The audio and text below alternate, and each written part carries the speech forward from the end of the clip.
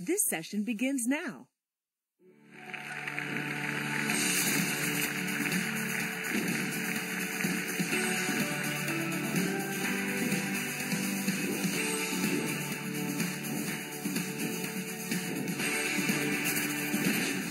Soak up the wisdom of USANA's very own personal growth guru, Kevin Guest, as he expands on life lessons of resilience.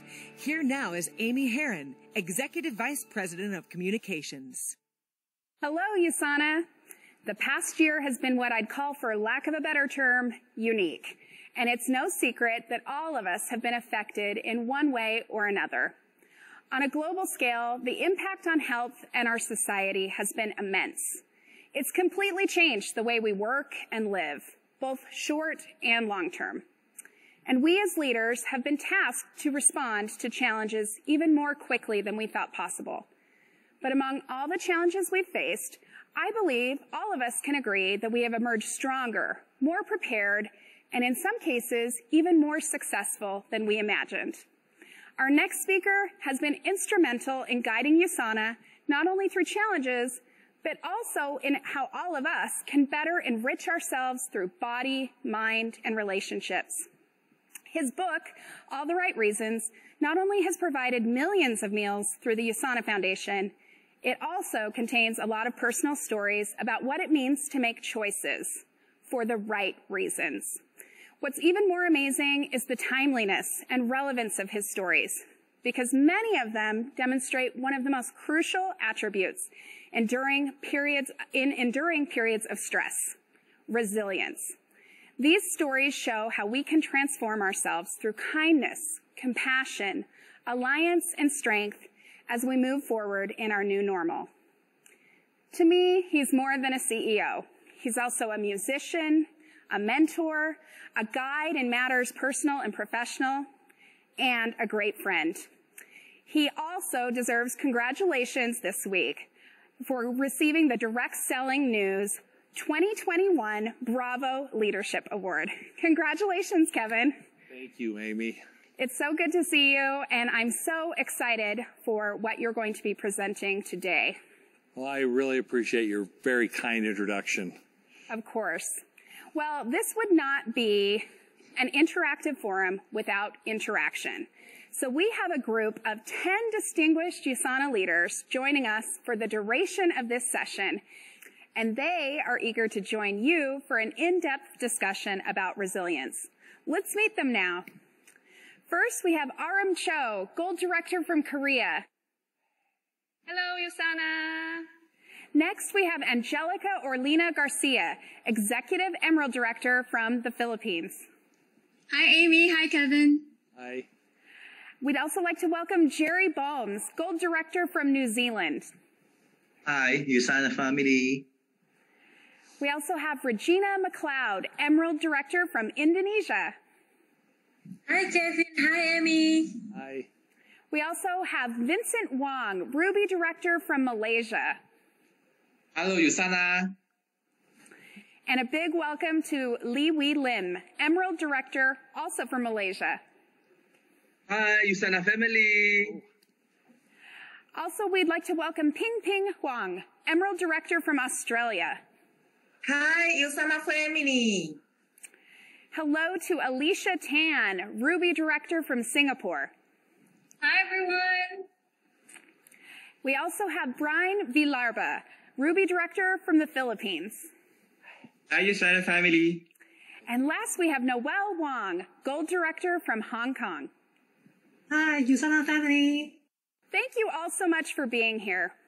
Kevin, the idea of resilience, the process of adapting well in the face of adversity, has certainly been a word that has been on our minds these past 12 months. Some of us have never really experienced something so dramatic or life-changing until now. We heard Jay Shetty and Dr. Wentz talk about it yesterday, which leads me to asking your very first question, Kevin. What is it about resilience that makes this moment in time an opportunity rather than a hindrance? I'll let you take over while I step away for a bit. Thanks, Amy. I appreciate it. Resilience is a concept I've thought about for decades and have worked to implement in my everyday life. No matter your age, life experience, or where you happen to live on this planet, all of us have been affected by what's going on in the world. But I think it's important to acknowledge that all of you have made it this far, and that makes you resilient. It's a strength that is going to carry us to even greater heights because we have the opportunity to build something stronger, better, and long-lasting as we move toward the future. I continue to see that at USANA. We have adjusted our operations and efforts to continue bringing our products to those who want and need them the most. We continue to see that in you. I've seen you face challenges and find new solutions in the face of adversity. And more importantly, you have looked at pressure as a time to show your strength. I began my book with a story of hardship for a reason. You may know the story, but my parents owned a sawmill. It's where you cut trees and make them into boards. For several years, my dad was a bookkeeper for Superior Buildings Lumber Company, which is a small lumber mill in northwestern Montana. The owner was so fond of my dad, he gave him a very small percentage of the business as a gift. After the owner died, his family sold the lumber mill to my parents and a partner. My parents took a huge risk purchasing the lumber mill. They didn't have the money to buy the lumber mill, so they mortgaged their house and used it as collateral, leveraging their life savings to get the loan. They depended on the success of the mill to make the payments on the loan. Late one afternoon, one of my dad's trusted employees started a fire while welding, and the sawmill burnt to the ground. Nothing was left. The sawmill was gone. My parents were devastated because kindness and forgiveness were two of my dad's core values. I don't ever remember hearing him say anything degrading about that employee. In fact, that employee continued to work at the mill for many years. Instead of wallowing in their miseries, my dad and his partner were shining examples of people who were resilient and hardworking. They immediately started rebuilding, using their existing inventory and putting as many employees as possible to work. In the face of devastation that burned their company to the ground, they built a new mill, bigger and better than the one they lost. I call that living according to the Hope Diamond Principle, a principle in my book. Good things come to those who are prepared. You can't depend on luck. You need to be ready for opportunities and challenges that might come your way. I'll share one more insight about the Hope Diamond Principle in a bit. So now I'd like to hear from one of our distributors. Who would like to ask the first question? Ariam. Hi, Kevin. So what values have become more important for you over the last year? Values. In many ways, the last year has shown me that my values and those at USANA have become even more important to me, starting with health. Great health, body, mind, and spirit is true health, and that is essential, especially right now. I believe it is vitally important to invest in your own self-care, both physically and mentally. Looking back, I didn't realize how much I needed to take care of myself. So, this past year has been a great opportunity for me to slow down and really focus on my health. As a result, I've been able to think about things in a different way, especially when it came to stress in my life and how I could manage it more effectively. I encourage you to do the same. In terms of my values, it wasn't only health that became more important to me. There is excellence. As a company and as a leader, the pressure to make the right choices for the right reasons is greater than ever. If we've learned anything this past year, is that the future is going to bring more unpredictable change at an ever faster pace. As leaders, we must be prepared to address change quickly, to remain relevant in a very competitive business environment. That's why excellence in science, and innovation continues to drive our new product solutions, and why we empower everyone to continue improving themselves each day. That message has a loud and clear message to everyone in the USANA family, and it has been that way all year long. I also want to mention integrity. Integrity has always been part of my life. Honesty, responsibility, and accountability through our actions. And over the past year, it's a value that's become even stronger, especially in my relationships and how I treat others. And finally, the value of community. Community has played an even greater part in how we've all responded. It shows in our business. Community is demonstrated by how much more we've come to help others in times of need, especially close to home. It feels good to help, as it has a direct benefit on all of us leading happier and healthier lives. Values drive who we are and what we do at USANA.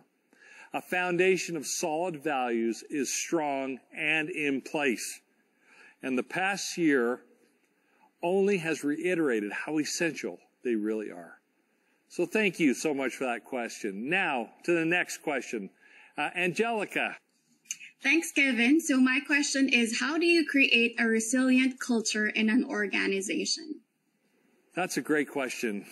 I believe not just one thing, but rather a number of factors working together are what create a resilient culture. One is the ability to bounce back when experiencing failure or disappointment over something. We shake it off, hopefully, learn from it, and move on, right? Another factor is when difficulties arise, the organization can act on those challenges without being disruptive. Problems will always come, and it's not what kind of problem it is that's important, but rather how we deal with them in an effective way is the key to a resilient culture. There's also relevance. A resilient culture is always mindful of its place in a very competitive business environment. Relevance has a direct result on our ability to maintain lifetime relationships with everyone in our USANA family. And there's also one more item in a resilient culture that has become even more important to me, and it's often forgotten. So remember this. Okay, you ready? If you're taking notes, write this one down. Ready? Brrr, drum roll. Okay? It's have fun. Right? When you guys see me playing music, what am I doing? I'm having fun. That is something that's very important to me. We can all use more fun in our lives. So, bouncing back, acting on problems effectively, relevance, and having fun. Woohoo! Yeehaw! Right? Those are a few ingredients of what I think make up a resilient culture. Thanks. So, let's move to our next question. I believe Jerry is the next question. I'd like to know what is the best way to support one another to be more resilient during difficult times. Wow. The care and feeding of the relationship is the best support you can give to one another. It can bring immense rewards to our business because you attract those who also value the power of relationships and treasure having connections with one another. You may have heard me say it before, but I'll say it again. And again, write this down. Nothing is more important than relationships. I've always been inspired by a statement from Oprah Winfrey because it's so true. She said, quote, "Surround yourself only with people who are going to take you higher," end of quote. As I think about my decades at USANA, I've been fortunate to surround myself with the best of the best. That single factor has made my hours better, my days better, and my life better. I have friends and colleagues in countries and cultures around the world, and each is important to me. To better support one another and become more resilient, take the time to reach out, if only to see how others are doing. Be sure to listen, ask questions, and show genuine interest, and treat others with respect and kindness. Not only does it attract success, it also makes life more harmonious for everyone. So, thank you so much for that question. It's so important with relationships. Let's move on to the next question. I believe we're going to ask Regina. Hi, Kevin. Hi. How have you personally overcome a challenge? Can you share how you did that? Overcoming personal challenges. There's one story that comes to mind. There was a time where my son had a growth, or it was a big bump on his neck, and doctors continued to misdiagnose the problem again and again. He was in and out of hospitals, and we just couldn't find out what was happening with him until finally one day he had 104-degree fever. We rushed him to the emergency room. And you know it's a bad sign when you take your child to the emergency room and they call an ambulance to take him to the children's hospital. And so they immediately moved him to the children's hospital because the bump was now an inflamed infection so large it was closing off my son's windpipe and affecting his ability to breathe. As a father, you can only imagine that it was a huge challenge for me. And it was Christmas Eve, no less, and I had 3 other children at home wondering what was going to happen with Christmas while we were at the hospital. So here you find yourself in the hospital, overcome with emotion as you watch your son in a moment like this. The frustration and helplessness, feeling like you're unable to do anything, is quite difficult to manage. Luckily, because we acted quickly, doctors performed surgery and were able to overcome a very serious situation. In looking back, I noticed something, and that was my son's resilience. He was actually more brave about this predicament than I was, and he was the one experiencing it. In addition to surgery, I saw his resilience in being able to bounce back quickly through physical rehabilitation and doing the things he needed to do to get his health back. I'm happy to say he's a healthy, happy, grown man and father today. And the reason is because of his inherent resilience. So, what can we learn from this? Attitude, positivity, and trusting in others are vital. Those are all sources of resilience. I was able to overcome this challenge by seeing the positivity in my son's attitude. I also needed to have confidence in the doctors and in the process, for they had the skills and the knowledge to create a positive outcome. I also had to trust in others, which basically meant letting the doctors do their job. You need to recognize that you only have control over things you actually have control over. When you understand that, you can overcome any challenge. So thank you for that question. We're going to move to the next question. I believe, Vincent, you're up next. Hi, Kevin. Yeah, as we know, many companies have been challenged greatly over the last year, and USANA was able to adapt very quickly and stand out. So what are the key factors that help USANA to have strong resilience, and what can we learn from it to use it in our USANA business? Wow. Challenges. Yeah, none of us are looking for more challenges in life because this year provided plenty. Vincent, your question I'm going to answer with another story that highlights one of the key factors for strong resilience. A young man applied for a job to work on a farm. When the farmer asked if he was qualified, the young man said, "I can sleep through a storm." Well, that's kind of an odd answer, right? The farmer wasn't quite sure what the young man meant, but he hired him anyway. Several weeks later, a terrible storm blew through the farm. The farmer jumped out of bed and yelled for his farmhand, but the man was sound asleep. The farmer ran quickly outside and down to the wheat, but he found it had already been tied down and covered. The window shutters had been securely shut, and the animals were safely in the barn with plenty of feed. There was even a tall stack of logs next to the fireplace. That's when the farmer finally understood the young man's words. Because he was prepared for the storm, he could sleep in peace during the storm. Preparation. That is a key factor for why USANA has strong resilience, and is something you can apply to your business. It's fair to say that no one, including USANA, was ready for what happened last year. However, we've always prepared the best we could for anything that may happen.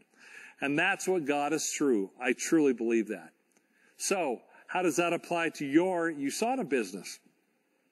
It's taking the proper steps to be prepared.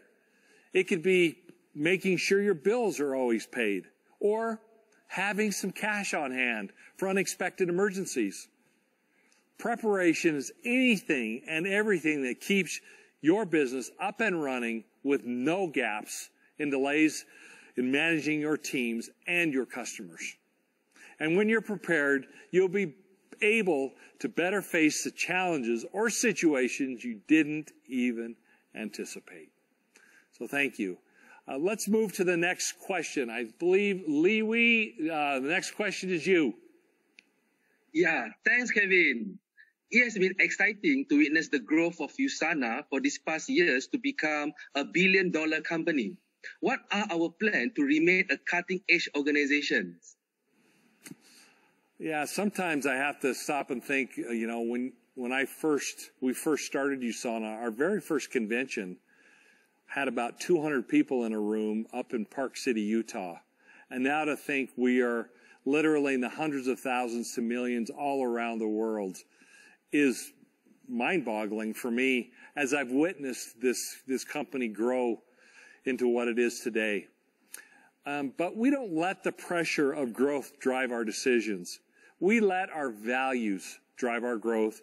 And as a result, our success has happened quite naturally. To remain a cutting-edge organization, we do not sit still and accept the status quo.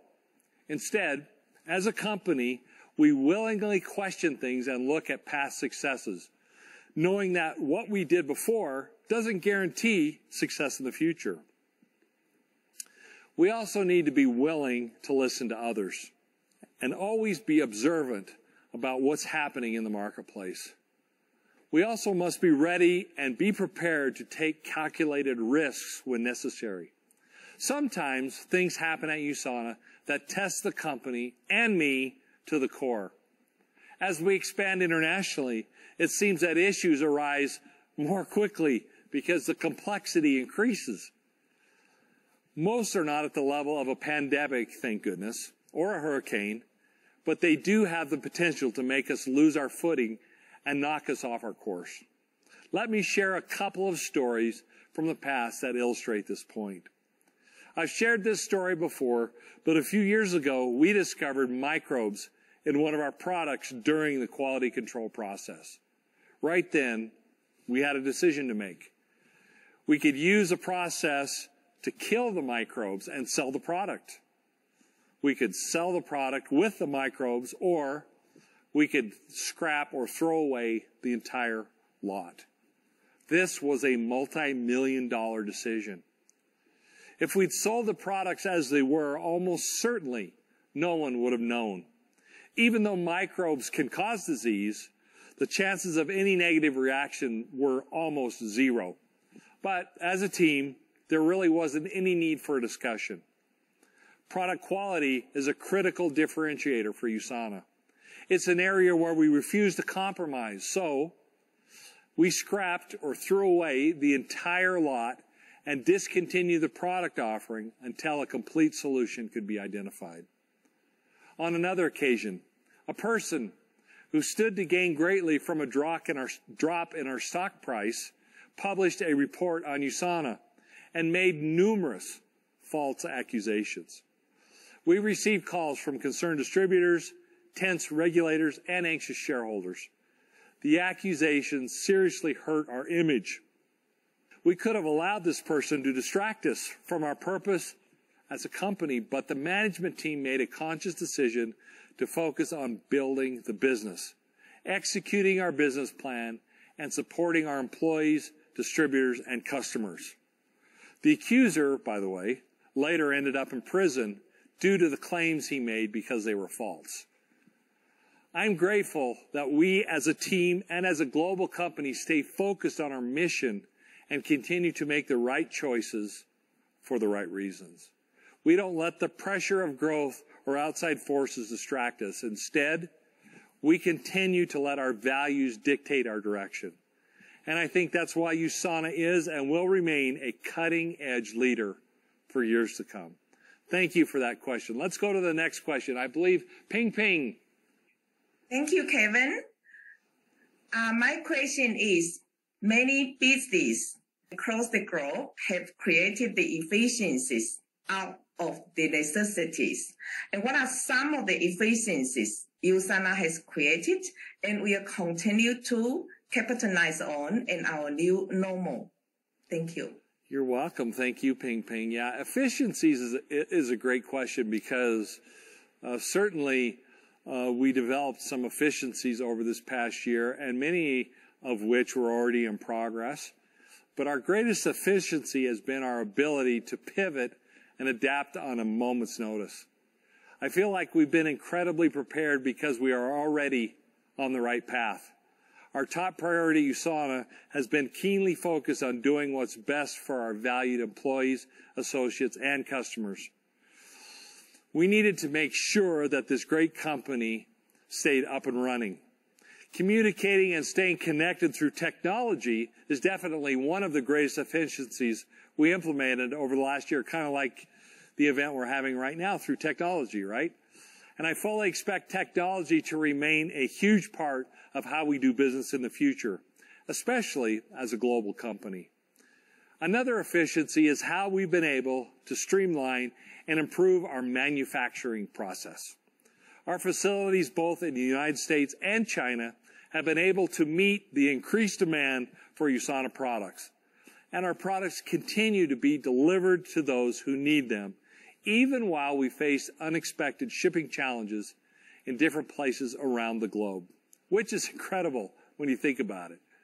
We will always look at more ways to be efficient, but I think the best is yet to come. You've heard me say that before. The best is yet to come. And we've stayed on target with implementing the plans we've already had in place.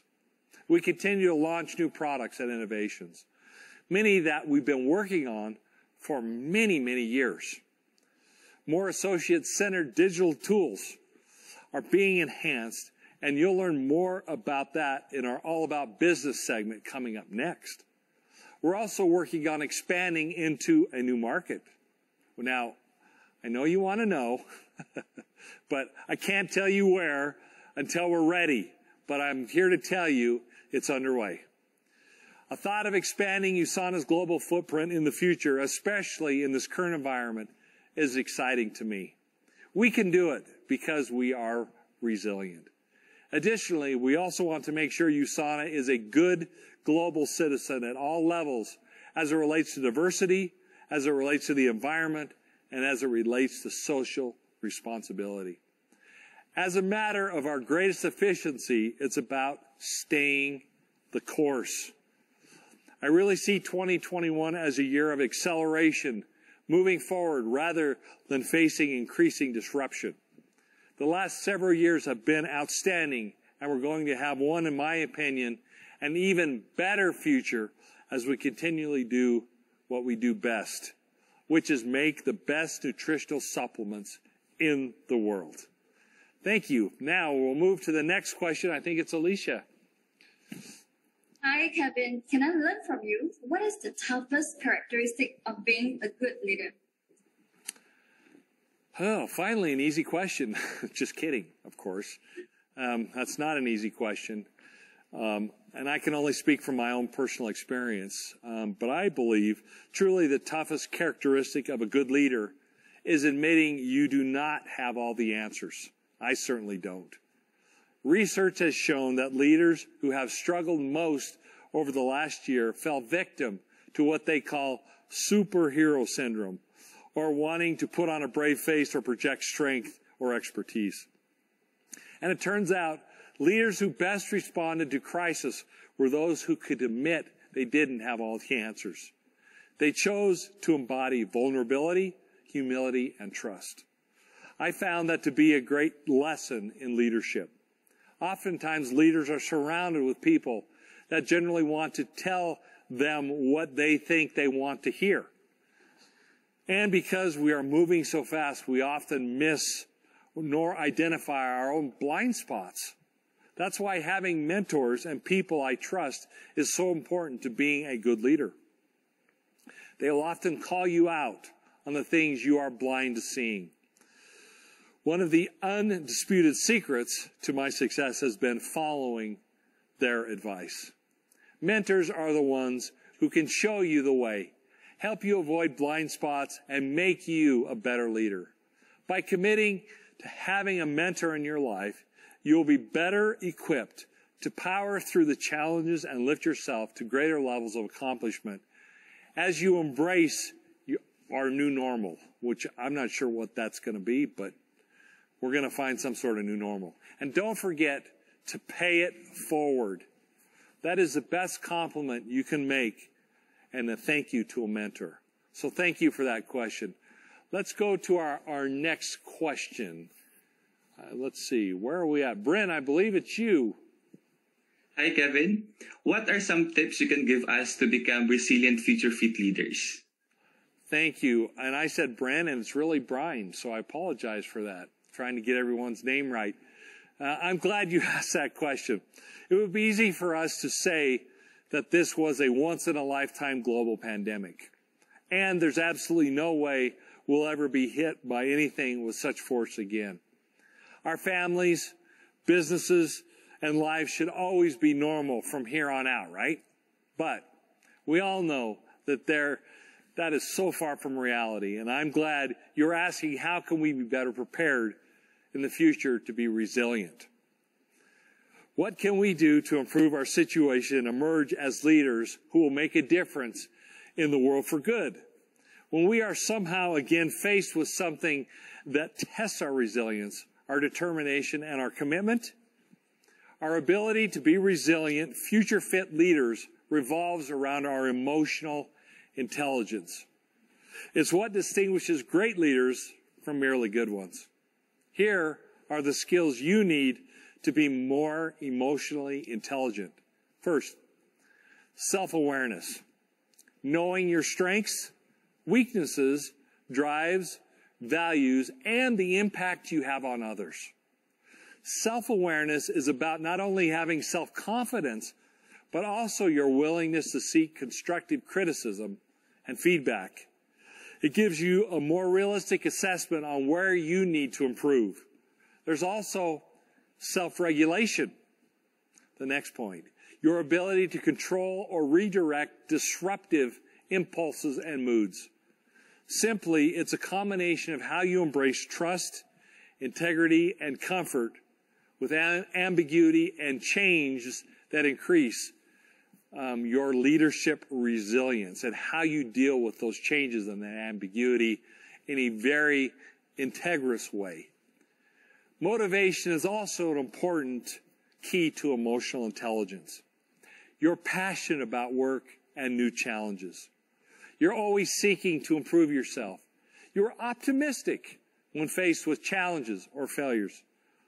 All are greatly important to your leadership resilience. There's also empathy. Empathy is understanding other people's emotional makeup. You're able to attract and develop others while at the same time also being sensitive to one another's cultural and personality differences, the things that make us unique as human beings. And finally, there are your social skills, your emotional intelligence in building rapport with others to move them in the right direction. It means you're persuasive, an extensive networker, and have expertise in building and leading teams. All of these are inherent within you, but we can strengthen our ability to be emotionally intelligent through practice and feedback from those around us. Make sure you get the feedback from someone you trust. And I feel that improving these skills are key to being a future fit, resilient leader.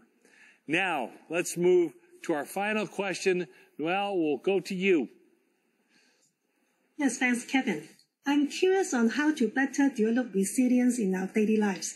Can you suggest some new habits that we can begin doing? Well, habits are challenging, as I think about habits. Hopefully, through things I've said and reading the book and other things like that, that you've been able to have developed certain habits, and maybe there are 10 or 12 things you've pulled out of this that you can begin implementing in your own life.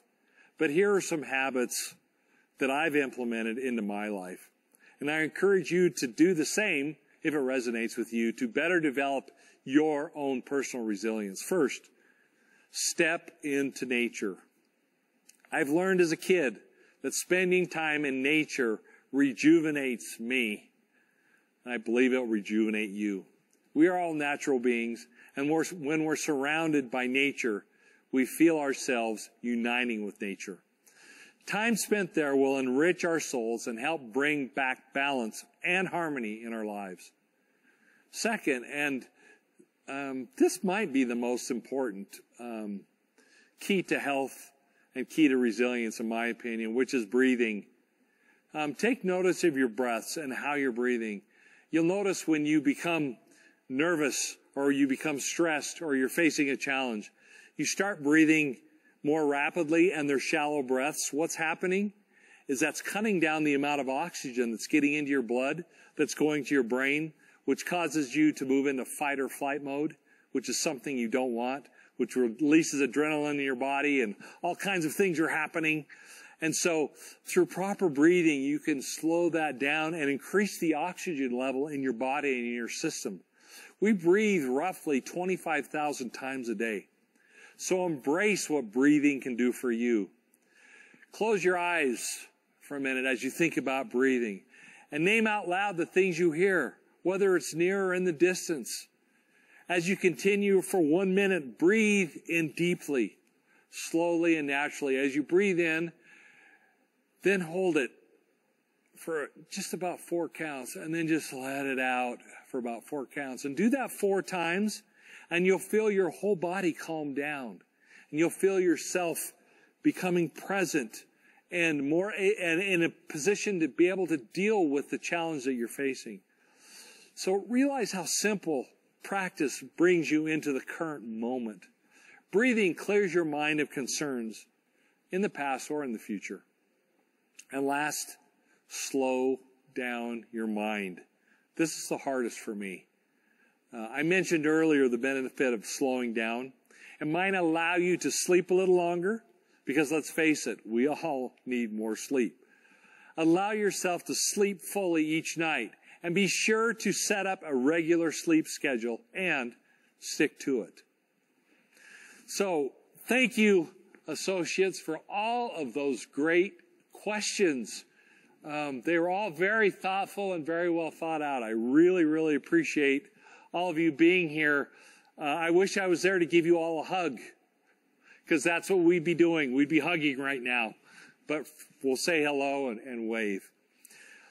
As I alluded to before, I want to come back to the Hope Diamond principle and share a story that I think is best summarized where we are and where we're going as resilient leaders.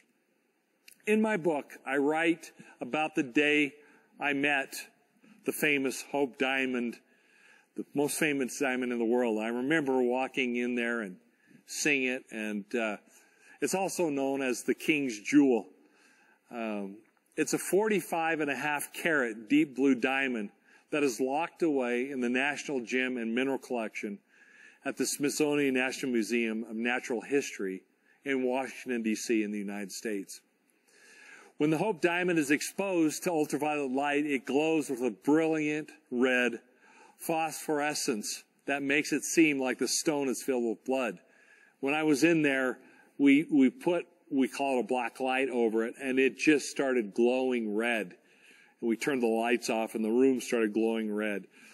It's kind of eerie to look at in that condition to see that red glow.